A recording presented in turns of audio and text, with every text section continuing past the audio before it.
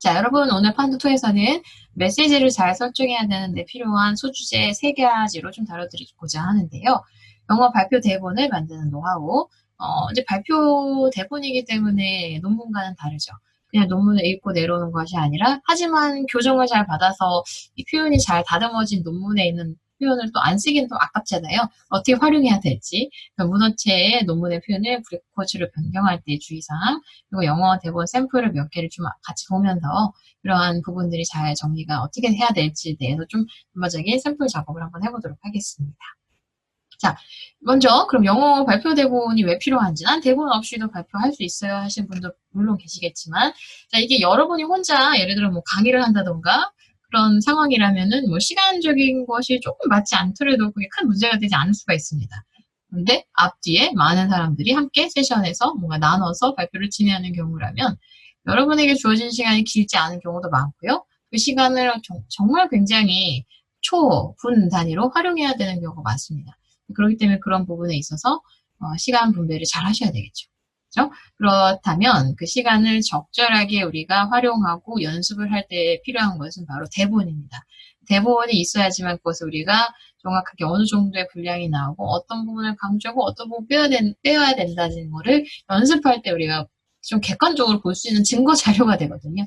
대본 없이 발표를 한다라는 거는 정말 잘하는, 이미 25번 정도 발표를 해보셨다면 상관이 없는데 같은 주제로, 그게 아니라면 처음 연습하실 때는 대본을 준비해서 읽는 용도로 무대에 올라오는 것이 아니라 여러분의 컨텐츠를 조금 더 전략적으로 잘 정리해주는 그런 연습, 어떻게 보면 악보죠. 연주자의 악보처럼 활용해 주셨으면 좋겠습니다.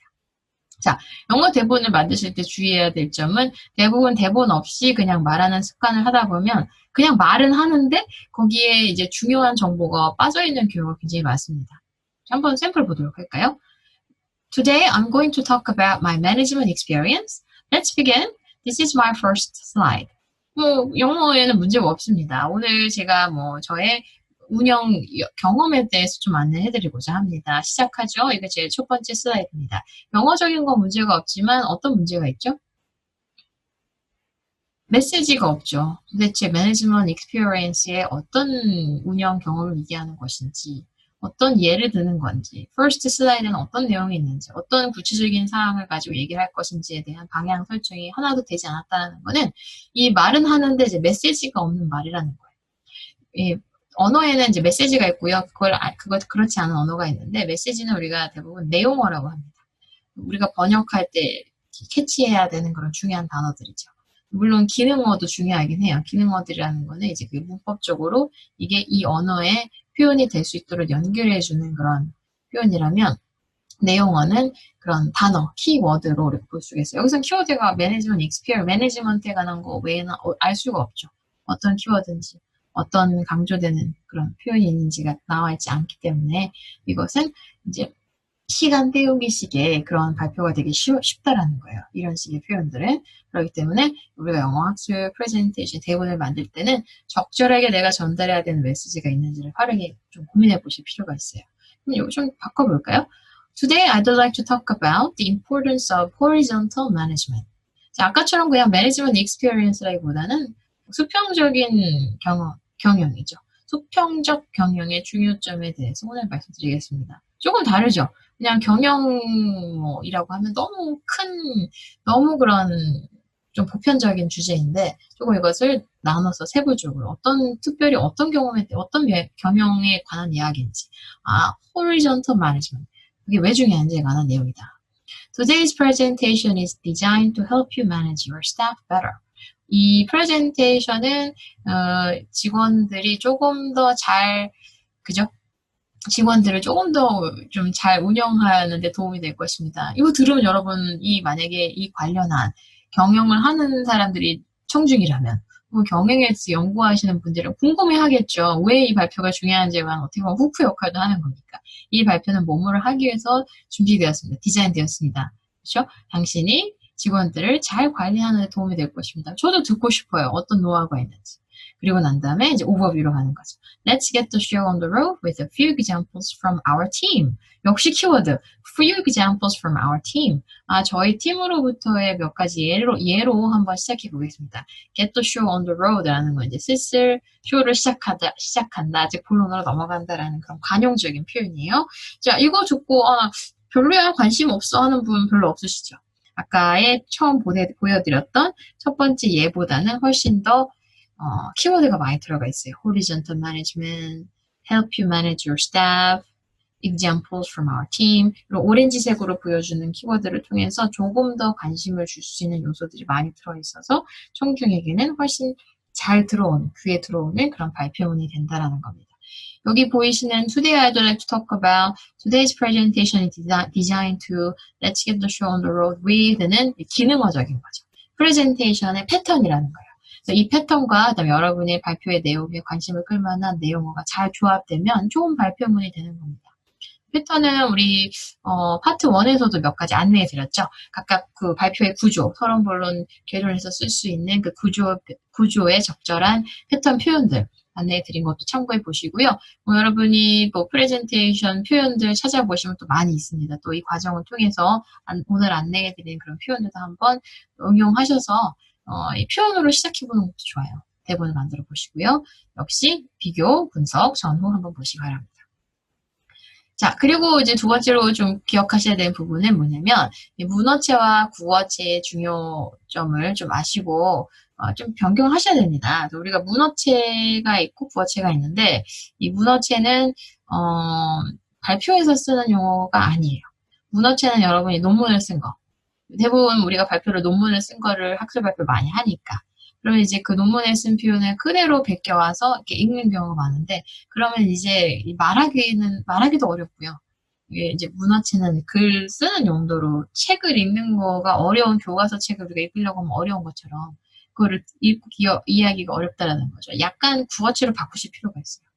자, 문어체죠. 교과서에서 쓰는 어떤 멘트를 제가 따온 겁니다. 재활에 관한 내용인 것 같은데, Physical Medicine and Rehabilitation, PM&R, also known as Physiatry or Rehabilitation Medicine, is a branch of medicine that aims to enhance and restore functional ability and equality of life to those with physical impairments or disabilities.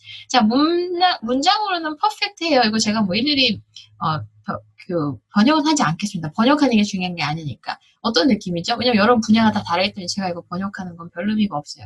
여러분의 전문 분야, 다 교과서 책을 읽다 보면 이렇게 긴 어려운 문장들 무너지는 거 많아요. 대부분 이제 주어가 이렇게 키워드로 되어 있는 경우가 많고, 긴 전문 용어로 되어 있는 경우가 많고요. 문장도 되게 길죠? 보시면, 하나, 둘, 셋, 넷, 다섯, 여섯, 일곱, 여덟, 아홉, 열, 열하나, 열두, 열세, 열네. 거의 한 30자 이상, 30단어 이상으로 이렇게 한 문장이 들어가고, 읽으려고 하면 쉬워요, 어려워요? 그냥 제대로 읽을 수 있는데 이거 암기하려고 하면 암기 못하겠죠. 너무 길죠. 길고, 이거 듣는 사람은 어떨까요? 제가 한번 읽으면은 이거를 탁 마음에 들어오게 이걸 이해할 수 있을까요? 듣는 거랑 또 읽는 거랑 또 다르기 때문에 듣는 사람 역시 이렇게 여러분이 말하는 문어체로 말하는 것을 그냥 읽다 보면 귀에 안 들어온다는 거죠. 문어체는 가능하면 피하셔야 돼요. 그러니까 논문에서 쓴 적절하게 만들어진 그런 표현들은 쓰되 그대로 베끼지 마시고 이걸 어떻게 하면 좀 이야기하듯이 바꿀 수 있을까 고민해 보셔야 돼요. 이 문장에서는 지금 재활에 관한 재활이 뭔지 어떻게 우리가 어떻게 알려져 있는지 정의하고 있죠. 사람들의 그러한 신체적인 그런 재활이 필요한 문제가 있는 분들에게 도와주고 장애가 있는 분들을 그런 약간의 펑셔널 할 수 있게 우리가 움직일 수 있게 도와주는 그러한 브랜치의 메디슨이다라는 걸 얘기하고 있는 정의하는 부분이죠. 대부분 어떤 발표를 시작하다 보면 그 키워드에 관한 정의를 많이 하게 되는데 이렇게 하면 귀에 잘 안 들어와요. 좀 시작부터 지루한 거죠. 어떻게 하면 우리가 문화체의 구어체를 만들 수 있을까요? 같은 내용인데 좀 바꿔봤어요. 내가 먼저 내용을 이해하고 대본을 만드실 필요가 있어요. 그렇지 않으면 그거 그대로 그냥 영어 표현 제대로 된 거 있다 그대로 바꿔오시면 발표할 때 효과가 없어요. 자, 한번 차이점 볼게요. 이건 제가 한번 고쳐봤습니다. 발표한다고 생각해 보시고요. Now, what is rehabilitation medicine?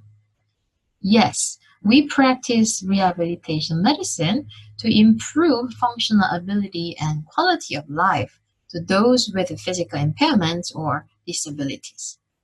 어때요? 그냥 질문하면 좋죠. 이렇게 정의하는 거예요. 아, 지금 재활의학이 뭡니까?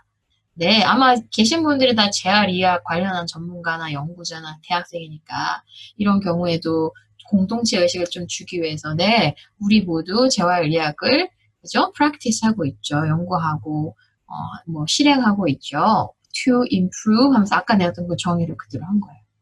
자, 이런 식으로 굉장히 딱딱한 교과서적인 문체가 아니라 이런 거 이해하고 이거는 피지컬 메디슨 그냥 피지컬 메디슨 리해빌리테이션 길게 하지 말고 그냥 통틀어서 피지어트리라도 불리고 리해빌리테이션 메디슨으로 불리니까 그냥 하나로 통일해서 앞에 분 다 필요 없는 거죠. 이런 거는 추가 정보는 슬라이드에 넣을 수도 있잖아요. 굳이 말씀하지 않으셔도. 리해빌리테이션 메디슨 다른 걸로 피지컬 메디슨, 리해빌리테이션, PMMR, 피지아트리 슬라이드에 넣어주시고 Now, what is rehabilitation medicine? 질문하시고 답한다. 역시 주어 자리에는 또 이렇게 좀 뭔가 공동체 의식을 줄 수 있는 위로 시작을 해봤고요. 이런 것들 어렵지 않게 여러분 충분히 도입할 수 있는 문어치를 구어치로 만들 수 있는 방법입니다. 궁극적으로 영문 학술 프레젠테이션의 메시지를 설정한다는 거는 제가 안 해드렸던 이거예요. 영어 대본을 만들 때는 구어체를 문어체로 구어체로 만드는 거. 문어체를 구어체로 변경할 때 메시지가 정확해지는데 발표자로서 이걸 어떻게 해야 될지 많이 어려워하시기 때문에 오늘 그 부분에 대한 몇 가지 팁을 이 소주제 두 번째 섹션에서 안내를 해드리고자 합니다. 자, 학생발표 영어 대본을 만들 때요. 먼저 이제 이게 다 지금 문어체, 구어체 변경하는 방법이에요. 짧아야 돼요. 아까 안내해드렸던 이 샘플 기억하시죠? 첫 번째 샘플은 굉장히 길었습니다. 한 문장에 거의 뭐 3, 40단어로 이루어진 긴 문장이었다면 두 번째는 두 문장으로 나눴죠. 좀 짧죠? 그죠? 두 문장 좀 길다 하더라도 하나, 둘, 셋, 넷, 다섯, 여섯, 일곱, 여덟, 아홉, 열, 열하나, 열둘, 열세, 열네, 열다, 열일곱, 열여덟, 열아홉, 한 20장, 이거는 훨씬 더 길어요. 그죠? 조금 짧아졌어요. 이 두 문장으로 나눴고. 일단은 짧은 게 좋습니다. 그렇다고 모든 문장이 짧다기보다는 이 문장에서도 variety, 약간의 길이의 변화, 그다음에 그런 문장의 종류의 변화가 있으면 더 좋아요. 일단 sentence variety, 그죠? 길이의 변화. 그래서 한 문장이 길면 다음 문장 좀 짧게, 그 다음 문장 중간 길이죠. 뭐 조금 더 길게, 짧게 이런 식으로. 문장의 길이가 아무리 길어도 한 16단어가 넘어가지 않게 하시면 좋아요. 16단어가 넘어가지 않게. 그런 거를 하나의 여러분의 가이드라인으로 삼으셔서 대본을 만드시면 도움이 되겠죠. 그렇지 않고 그냥 긴 문장을 매번 읽듯이 발표를 하면 얼마나 지루합니까? 그렇죠? 문장의 길이에도 차이가 있으면 좋겠지만 문장의 종류에도 차이가 있으면 좋아요. 맨날 뭐 똑같은 일형식 문장을 사용한다던가 맨날 문장이 똑같이 뭐 I나 this로 시작한다던가 하면은 이게 문장의 종류에 너무 변화가 없어서 좀 지루하게 들릴 수가 있겠죠. 그런 부분에 대한 문장의 버라이티가 굉장히 중요하고요. 그리고 아까 보셨던 샘플에서처럼 우리는 주어 자체에 문어체에는 I나 we나 뭐 you를 잘 쓰지 않습니다. 논문에서는 그런 거의 없죠. 어떤 그 분야의 대가가 에세이를 쓰는 경우가 아니라면 논문에서 여러분이 주어를 뭐 1인칭이나 2인칭을 보는 경우 거의 없습니다. 그런데 대본, 말하는 발표자는 그런 1인칭, 2인칭을 쓰셔야 돼요. 이 얘기하는 듯한 느낌 줄 수 있게 해서 논문에서 쓰지 않았던 I나 we나 you를 쓴다라는 거는 좀 능동형을 뭐 한번 수동태를 한 능동태로 바꿔보는 그런 케이스도 필요할 것 같고요. 그리고 말을 해야 되기 때문에 일단은 전문 용어는 변경이 어렵다고 하더라도 쉽게 쓸 수 있는 단어들로 고치면 좋아요. 뭐 명사나 동사, 형용사 중에 좀 어려워서 내가 좀 발음이 잘 안 된다는 부분이 있다면 그런 부분을 좀 쉬운 단어로 고쳐보는 것도 좋고요. 그다음에 불필요한 전문 용어라든지 수거 이런 거는 빼시는 게 좋습니다. 여러분이 뭐 미국 드라마에서 뭐 멋지게 쓰는 영어 표현 배웠다고 해서 이걸 학술 발표에 쓰시면 안 돼요. 왜냐면 이제 우리가 그런 일반적인 상황에서 쓰는 그런 굉장히 미국 문화적인 표현이 학술 발표라는 거는 글로벌한 장소잖아요. 약간 너무 이제 격이 떨어지게 들릴 수도 있고 그런 수거 같은 경우는 또한 뭐 농담으로 쓰셔도 상관없지만 그런 것들을 정말 매끄럽게 원어민처럼 하지 못한다면 안 하는 것보다 더 못한 그런 좀 역효과가 있을 수 있기 때문에 그런 불필요한 이디엄 같은 거는 좀 참고하시는 게 좋다라고 말씀드리고 싶습니다. 그리고 acronym이라는 거는 이제 약어죠.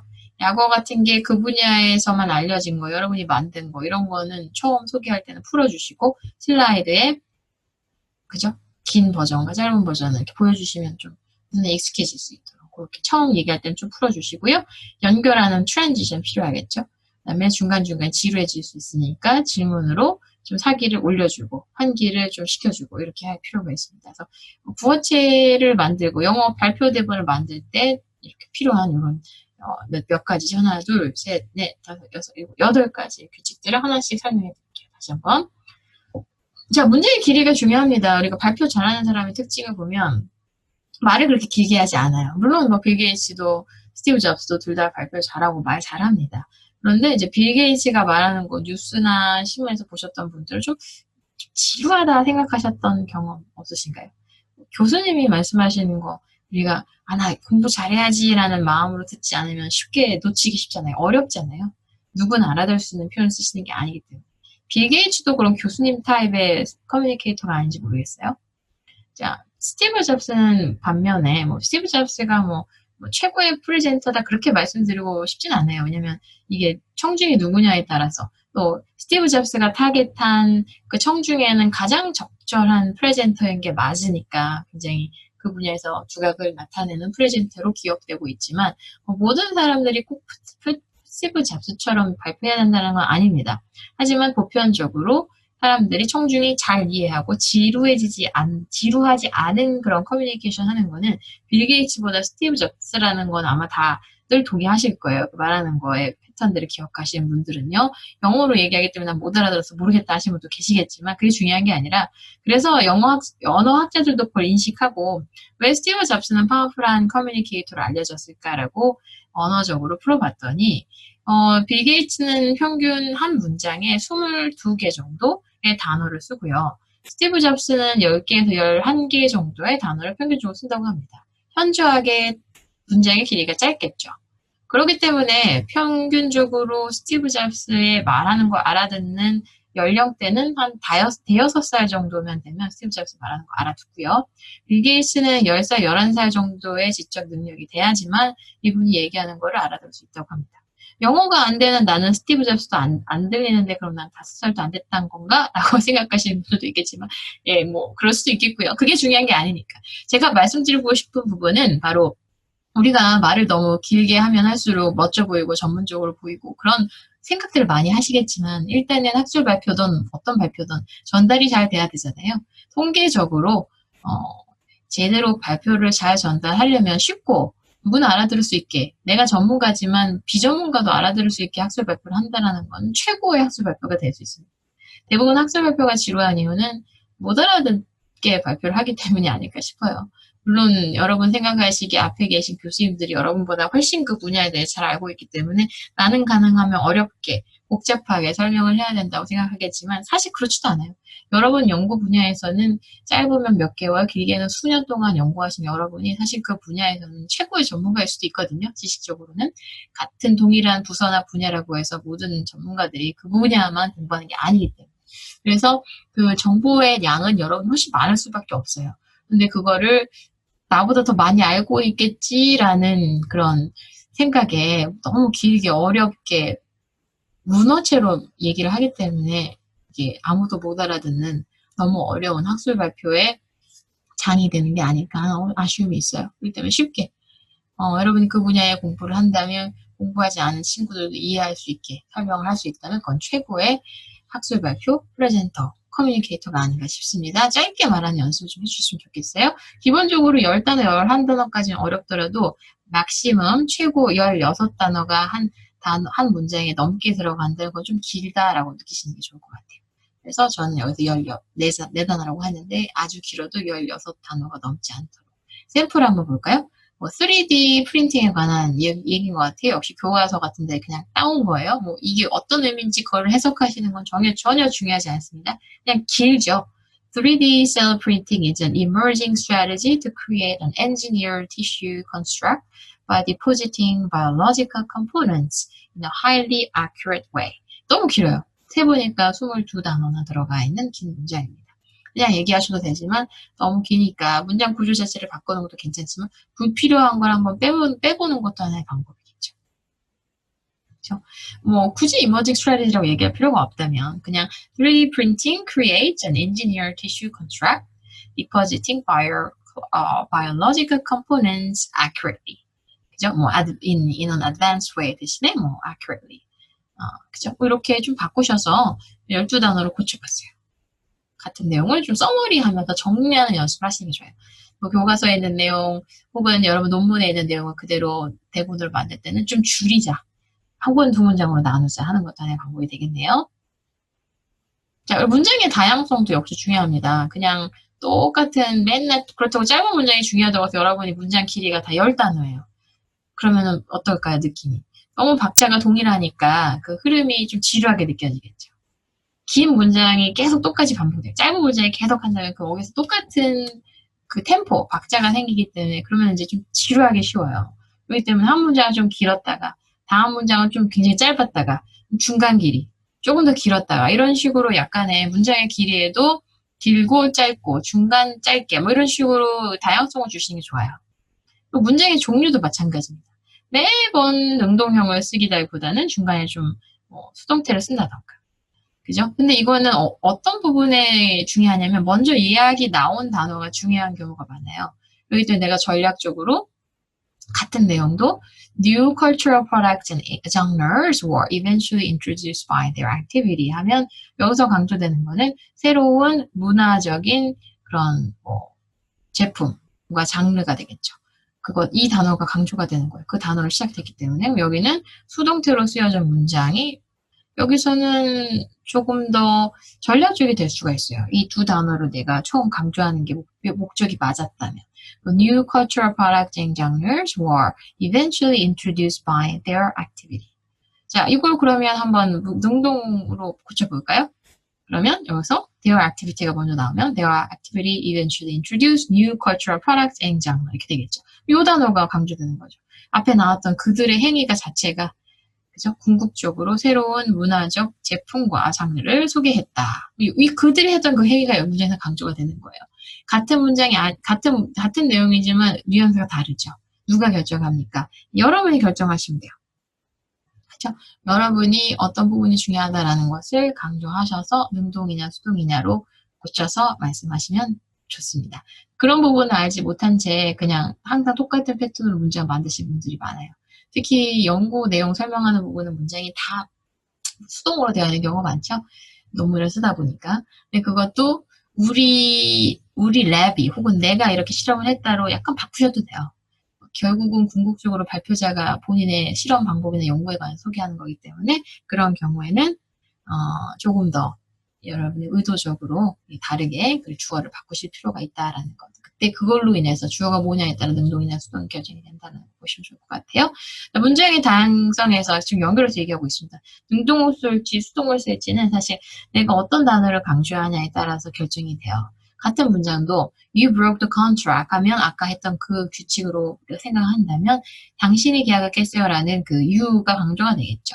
이거는 굉장히 실리적으로 외교적으로 적절치 않은 표현이 되는 거예요. 당신이 계약을 깼어요.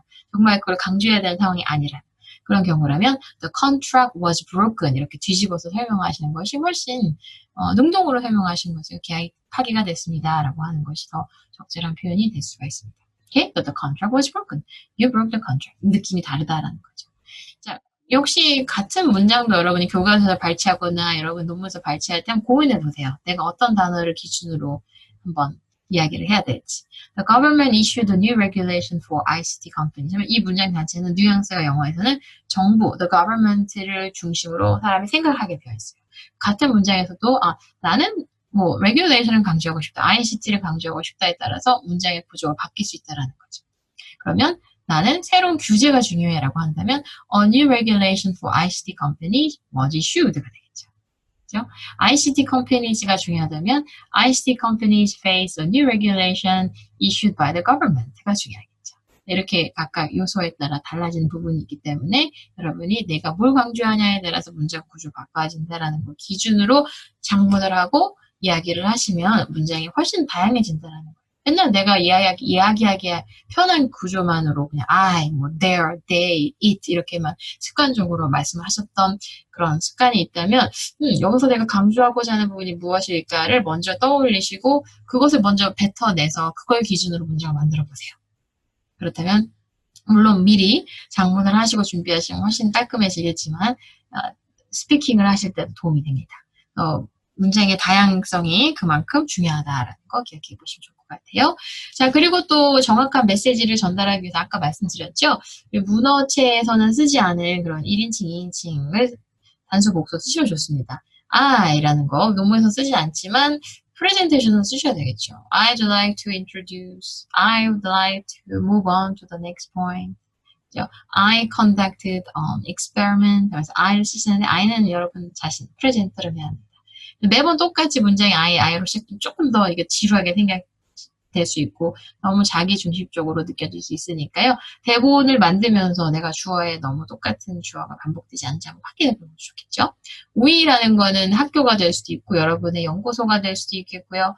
경우에 따라서는 뭐 한국인이 될 수도 있겠고 we가 지칭하는 건 굉장히 많기 때문에 we 뒤에 이게 정확하게 이 대명사가 누구를 의미하는 거예요. 우리가 누구인지를 의미하는 게 뭐하다면 뒤에 다시 한번 강조하는 것도 하는 방법이에요. We at Seoul National University 이런 식으로 We Seoul National University Department of Medication, Medicine 뭐 이런 식으로 뒤에다가 내가 강조하는 we가 누구인지를 다시 한번 언급하는 것도 하나의 방법이 되겠습니다. So we, our researchers, 그죠? At so and so institute 이런 식으로 우리의 직원들, we, our team 그죠? 이렇게 할 수도 있고요. 그죠? 그래서 위가 누가 의미하는 것인지 대명사로서 앞에 있는 내용으로 굉장히 분명할 때는 생략하셔도 되지만 위가 분명하지 않을 때는 다시 한번 그 위의 대상이 누구인지 강조하는 것도 하나의 방법이겠고요. you는 대부분 이제 청중을 의미하거나 일반적인 사람들을 의미하기도 하니까요. 그렇게 I나 we나 you 평소에 사용하실 때 않았던 이런 그죠? 대명사도 한번 고려해 보셨으면 좋겠습니다. 다음 부어체를 변경할 때 또 주의하셔야 될 점은 평소에 문어체에서 많이 썼던 그런 어려운 단어들을 좀 고치라는 거예요. disclose라는 거 괜찮지만 그냥 open이라고 하세요. Would you like to open a new possibility? Would you like to disclose a new option? possibility보다는 그냥 open으로 하시고요. elicit, 보여준다, 의미한다, 암시한다. 뭐 describe라고 하면 되겠죠. dissertation, 논문인데요. 그냥 paper라고 하면 되겠죠. my paper, our paper, in our dissertation. 발음할 수 있다, 나는 이런 거 괜찮다 하셔도 돼요. 발음이 안 되시는 분들. 그죠? 발음이 자꾸 꼬인다. 내가 하긴 하겠는데 정확하게 잘 안 된다 하시면 그냥 쉬운 단어를 고치시라는 거예요. significant variation도 그냥 much change라고 하면 되겠죠. idiosyncrasy라는 어려운 단어보다는 뭐 trait, characteristic 고치시라는 겁니다. 쉬운 단어로. 그죠? 구어체로 바꿔보세요. 문어체는 이제 논문에서 많이 썼다면 inquire라는 단어 그냥 ask라고 하고요. construct라는 그냥 build라고 하고요. purchase 그냥 buy라고 하셔도 돼요. 그러니까 발표할 땐 구어체 쓰시고 논문 쓸 때 문어체 쓰시고 발표할 땐 수거 같은 거 써도 돼요. 그죠? much보다는 a lot 해도 되고 conduct 이렇게 한 단어를 뭐 carry out 이렇게 구어체로 이런 거 써도 된다는 거예요.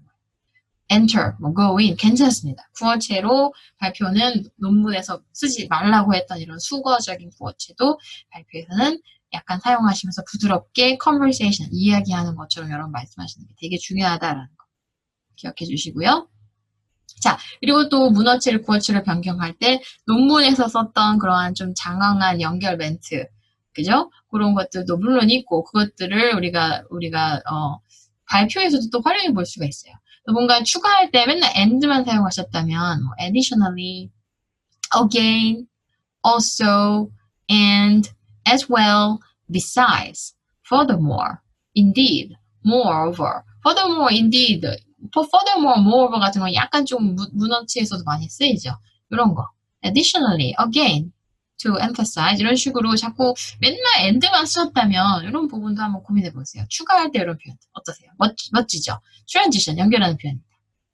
그 다음에 A 아니면 B 할 때 or, either A or B, nor 괜찮죠? 이거 아니면 저거 추가하는 선택하는 그런 선택지를 줄 때 자 비교하는 겁니다. also 하면 또한 비슷하다라는 거죠.